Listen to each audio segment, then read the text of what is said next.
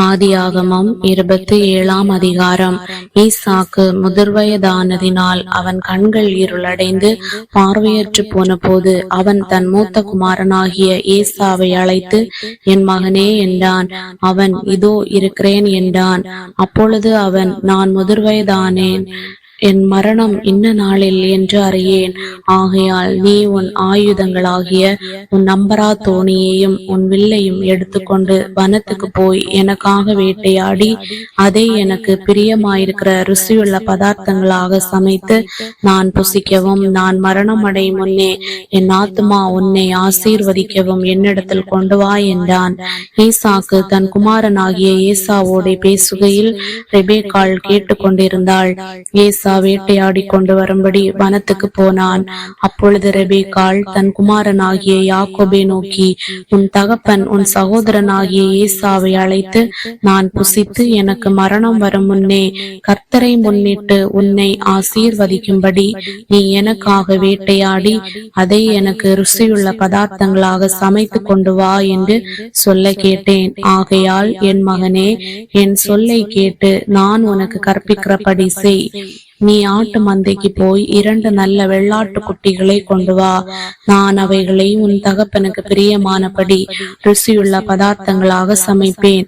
உன் தகப்பன் தாம் மரணம் அடையும் முன்னே உன்னை ஆசீர்வதிக்கும்படி அவர் புசிப்பதற்கு நீ அதை அவரிடத்தில் கொண்டு போக வேண்டும் என்றாள்.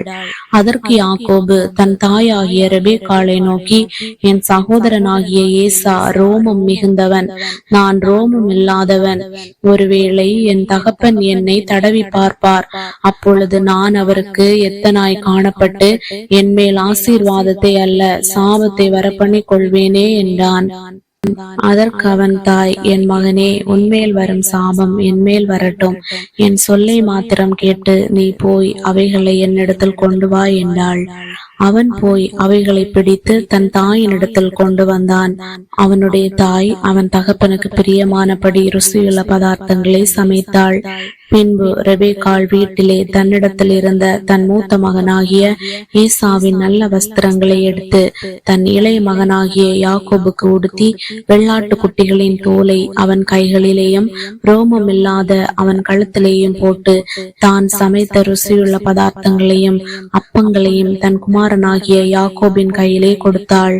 அவன் தன் தகப்பனிடத்தில் வந்து, என் தகப்பனே என்றான். அதற்கு அவன், இதோ இருக்கிறேன், நீ யார் என் மகனே என்றான். அப்பொழுது யாக்கோபு தன் தகப்பனை நோக்கி, நான் உமது மூத்த மகனாகிய ஏசா, நீர் எனக்கு சொன்னபடியே செய்தேன். உம்முடைய ஆத்துமா என்னை ஆசீர்வதிக்கும்படி நீர் எழுந்து உட்கார்ந்து நான் வேட்டையாடி கொண்டு வந்ததை புசியும் என்றான். அப்பொழுது ஈசாக்கு தன் குமாரனை நோக்கி, என் மகனே, இது உனக்கு இத்தனை சீக்கிரமாய் எப்படி அகப்பட்டது என்றான். அவன், உம்முடைய தேவனாகிய கர்த்தர் எனக்கு நேரிட பண்ணினார் என்றான். அப்பொழுது ஈசாக்கு யாக்கோபை நோக்கி, என் மகனே, நீ என் குமாரனாகிய ஏசாதானோ அல்லவோ என்று நான் உன்னை தடவி பார்க்கும்படி கிட்டவா என்றான். யாக்கோபு தன் தகப்பனாகிய ஈசா கண்டையில் கிட்ட போனான். அவன் இவனை தடவி பார்த்து, சத்தம் யாக்கோபின் சத்தம், கைகளோ ஏசாவின் கைகள் என்று சொல்லி அவனுடைய கைகள் அவன் சகோதரனாகிய ஏசாவின் கைகளைப் போல ரோமம் உள்ளவைகளாயிருந்தபடியினாலே இன்னான் என்று அறியாமல் அவனை ஆசீர்வதித்து, நீ என் குமாரனாகிய ஏசாதானோ என்றான். அவன், நான் தான் என்றான். அப்பொழுது அவன், என் குமாரனே, நீ வேட்டையாடி கொண்டு வந்ததை நான் புசித்து என் ஆத்துமா உன்னை ஆசீர்வதிக்கும்படி அதை என் கிட்ட கொண்டு வா என்றான். அவன் அதை கிட்ட கொண்டு போனான். அப்பொழுது அவன் புசித்தான். பிற்பாடு திராட்சரசம் அவனுக்கு கொண்டு வந்து கொடுத்தான். அவன் குடித்தான். அப்பொழுது அவன் தகப்பனாகிய ஈசாக்கு அவனை நோக்கி, என் மகனே, நீ கிட்ட வந்து என்னை முத்தஞ்செய் என்றான். அவன் கிட்ட போய் அவனை முத்தஞ்செய்தான். அப்பொழுது அவனுடைய வஸ்திரங்களின் வாசனையை மோந்து, இதோ என் குமாரனுடைய வாசனை கர்த்தர் ஆசீர்வதித்த வயல்வெளியின் வாசனையை போல் இருக்கிறது. தேவன் உனக்கு வானத்து பனியையும் பூமியின் கொழுமையையும் கொடுத்து மிகுந்த தானியத்தையும் திராட்சரசத்தையும் தந்தருள்வாராக. ஜனங்கள் உன்னை சேவிக்கவும் ஜாதிகள் உன்னை வணங்கவும் கடவர்கள். உன் சகோதரருக்கு எஜமானாயிருப்பாய். உன் தாயின் பிள்ளைகள் உன்னை வணங்குவார். இருப்பார்கள். உன்னை சபிக்கிறவர்கள் சபிக்கப்பட்டவர்களும் உன்னை ஆசீர்வதிக்கிறவர்கள் ஆசீர்வதிக்கப்பட்டவர்களுமாய் இருப்பார்கள் என்று சொல்லி அவனை ஆசீர்வதித்தான். ஈசாக்கு யாக்கோபை ஆசீர்வதித்து முடிந்த போது யாக்கோபு தன் தகப்பனாகிய ஈசாக்கின் சமூகத்தை விட்டு புறப்பட்ட உடனே அவன் சகோதரனாகிய ஏசா வேட்டையாடி வந்து சேர்ந்தான். அவனும் ருசியுள்ள பதார்த்தங்களை சமைத்து தன் தகப்பன் அண்டைக்கு கொண்டு வந்து தகப்பனை நோக்கி, உம்முடைய ஆத்துமா என்னை ஆசீர்வதிக்கும்படி என் தகப்பனார் எழுந்திருந்து உம்முடைய குமாரனாகிய நான் வேட்டையாடி கொண்டு வந்ததை புசிப்பாராக என்றான். அப்பொழுது அவன் தகப்பனாகிய ஈசாக்கு, நீ யார் என்றான். அதற்கு அவன், நான் உமது மூத்த மகனாகிய ஏசா என்றான். அப்பொழுது ஈசாக்கு மிகவும் பிரமித்து நடுங்கி, வேட்டையாடி எனக்கு கொண்டு வந்தானே, அவன் யார்? நீ வரும் முன்னே அவை எல்லாவற்றிலும் நான் புசித்து அவனை ஆசீர்வதித்தேனே, அவன் ஆசீர்வதிக்கப்பட்டவனாகவும் இருப்பான் என்றான். ஏசா தன் தகப்பனுடைய வார்த்தைகளை கேட்டவுடனே மிகவும் மனங்கசந்து உரத்த சத்தமிட்டு அலறி தன் தகப்பனை நோக்கி, என் தகப்பனே, என்னையும் ஆசீர்வதியும் என்றான். அதற்கு அவன், உன் சகோதரன் தந்திரமாய் வந்து உன்னுடைய ஆசீர்வாதத்தை பெற்றுக் கொண்டான் என்றான். அப்பொழுது அவன் பெயர் யாக்கோபு எனப்படுவது சரியல்லவா? இதோட 2 தரம் என்னை மோசம் போக்கினான், என் சிரேஷ்ட புத்திர பாகத்தை எடுத்துக்கொண்டான், இதோ இப்பொழுது என் ஆசீர்வாதத்தையும் வாங்கி கொண்டான் என்று சொல்லி, நீர் எனக்கு ஒரு ஆசீர்வாதத்தை ஆகிலும் வைத்து வைக்கவில்லையா என்றான். ஈசாக்கு ஏசாவுக்கு பிரதியுத்தரமாக, இதோ நான் அவனை உனக்கு எஜமானாக வைத்தேன், அவன் சகோதரர் எல்லாரையும் அவனுக்கு ஊழியக்காரராக கொடுத்து அவனை தானியத்தினாலும் திராட்சரசத்தினாலும் ஆதரித்தேன். இப்பொழுதும் என் மகனே, நான் உனக்கு என்ன செய்வேன் என்றான். ஏசா தன் தகப்பனை நோக்கி, என் தகப்பனே, இந்த ஒரே ஆசீர்வாதம் மாத்திரமா உம்மிடத்தில் உண்டு?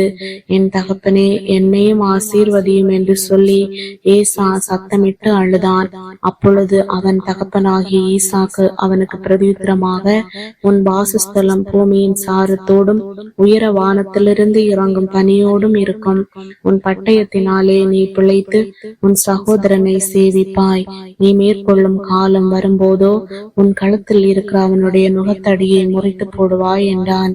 யாக்கோபை தன் தகப்பன் ஆசீர்வதித்தது நிமித்தம் ஏசா யாக்கோபை பகைத்து, என் தகப்பனுக்காக துக்கிக்கும் நாட்கள் சீக்கிரமாய் வரும், அப்பொழுது என் சகோதரனாகிய யாக்கோபை கொண்டு போடுவேன் என்று ஏசா தன் இருதயத்திலே சொல்லிக் கொண்டான். மூத்த மகனாகிய ஏசாவின் வார்த்தைகள் ரெபேக்காளுக்கு அறிவிக்கப்பட்டது. அப்பொழுது அவள் தன் இளைய மகனாகிய யாக்கோபை அழைத்து, உன் சகோதரனாகிய ஏசா உன்னை கொன்று போட நினைத்து தன்னை தேற்றிக் கொள்ளுகிறான். ஆகையால் என் மகனே, நான் சொல்வதை கேட்டு எழுந்து புறப்பட்டு ஆரானில் இருக்கிற என் சகோதரனாகிய லாபானிடத்துக்கு ஓடி போய் உன் சகோதரனுடைய கோபம் தணியும் மட்டும் சில நாள் அவனிடத்திலே இரு. உன் சகோதரன் உன்மேல் வைத்த கோபம் தணிந்து நீ அவனுக்கு செய்ததை அவன் மறந்த பின் நான் ஆள் அனுப்பி அவ்விடத்திலிருந்து உன்னை அழைப்பிப்பேன். நான் ஒரே நாளில் உங்கள் இருவரையும் ஏன் இழந்து போக வேண்டும் என்றாள். பின்பு ரெபேக்காள் ஈசாக்கை நோக்கி, ஏத்தின் குமாரத்திகளின் நிமித்தம் என் உயிர் எனக்கு வெறுப்பாயிருக்கிறது. இந்த தேசத்து பெண்களாகிய ஏத்தின் குமாரத்திகளில் யாக்கோபு ஒரு பெண்ணை கொள்வானானால் என் உயிர் இருந்து ஆவதென்ன என்றாள்.